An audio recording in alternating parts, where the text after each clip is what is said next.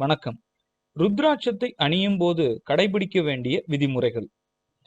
ஆன்மீக பெரியவர்கள் ருத்ராட்சத்தை அணியும் போது கடைபிடிக்க வேண்டிய விதிமுறைகள் சிலவற்றை கூறுகின்றனர். அந்த விதிமுறைகள் அனைத்தும் சமய கொள்கையின் அடிப்படையை சார்ந்தே கூறப்பட்டுள்ளது.